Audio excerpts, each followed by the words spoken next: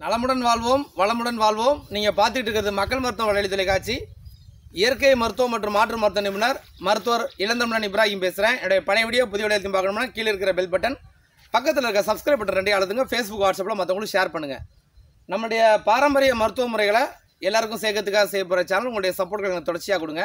இப்போ நம்ம பார்க்குற விஷயம் என்னென்னு பார்த்தீங்கன்னாக்க இயற்கையான கருத்தடை விஷயங்கள் தான். இது ஏற்கனவே நான் நிறைய வீடியோக்கள் இது தொடர்பாக போட்டிருக்கேன். ஆனாலும் இன்னமும் நிறைய பேருக்கு பிரச்சனை இருக்குது. என்ன காரணம்னா காப்பரேட் யூஸ் பண்ணாலோ இல்லை காண்டம்ஸ் யூஸ் பண்ணாலோ இதை மருந்து மாத்திரை எடுத்தாலோ அது சில நேரங்களில் பக்க விளைவாகிடுது. அப்போ இயற்கையான பொருட்கள் ஏதாவது இருக்குதா அப்படின்னு கேட்குறாங்க. 3 பொருள், அதாவது கருஞ்சீரகம், அன்னாசி பழம், வெல்லம், இது 3ஐயும் தனித்தனியாக சாப்பிட்டாலும் சரி, இதை 3ஐயும் சேர்த்து சாப்பிட்டாலும் சரி கரு உண்டாகாது. சிலருக்கு இது பெர்மனண்டாகவே எங்களுக்கு சாப்பிட்டதுக்கப்புறம் குழந்தை இல்லாமல் போயிருதுங்கிறாங்க. அப்படிலாம் கிடையாது. அது அவங்களுடைய உடம்புல உள்ள பிரச்சனைகள், உடம்பு பலவீனம் ஆகிறதுனால பிரச்சனை அது. ஆனால் இது 3மே ஒரு நல்ல உணவு. ஜீரகம்னா உங்களுக்கு புரியும் நினைக்கிறேன். சீர் அகம் அப்படிங்கிறது, அகத்தை சீர் பண்ணுறது தான் சீரகம், அது கருஞ்சீரகம். அதுதான். வெல்லம்ங்கிறது ஒரு நல்ல பொருள் தான். அதே மாதிரி பார்த்திங்கன்னா அன்னாசி பழம் நல்ல உடம்புக்கு உஷ்ணம் தர பொருள்.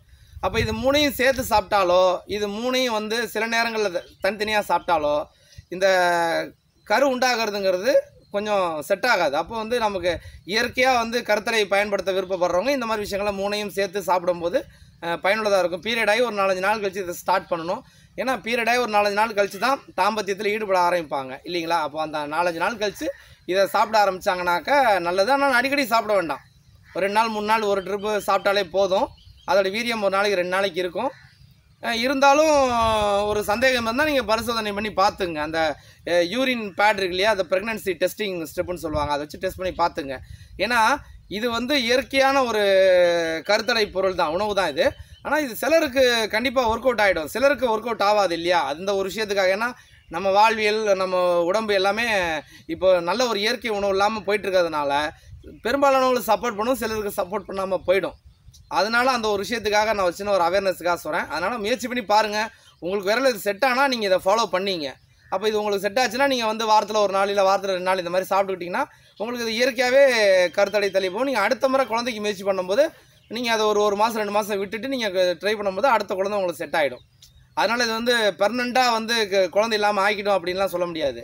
இது ஒரு கருத்தடை, இப்போதைக்கான ஒரு கருத்தடை தான் இது. ஆனால் எதிர்காலங்கள் இல்லாமல் போனால் அது நம்ம சரியாக ஆரோக்கியமின்மையினால கூட அது மாதிரி ஆகலாம். அதனால் அந்த நேரங்களில் நான் இந்த உணவுகளை தவிர்த்துக்கிட்டு ஆரோக்கியமாக வாழுங்க, முயற்சி ட்ரை பண்ணி பாருங்கள். இப்போது சாதாரணமாக எனக்கு வேண்டாம் இப்போதைக்கு அப்படின்னு நினைக்கிறவங்க இந்த மாதிரி சின்ன குறிப்பாக பயன்படுத்தி பாருங்கள். இந்த வீடியோ உங்களுக்கு கண்டிப்பாக பிடிச்சிருக்கும் நம்புகிறேன். கீழே இருக்கிற பெல் பட்டன் பக்கத்தில் இருக்க சப்ஸ்கிரைப் பட்டன் அழுத்துங்க. ஃபேஸ்புக் வாட்ஸ்அப்பில் மற்றவங்களுக்கு ஷேர் பண்ணுங்கள்.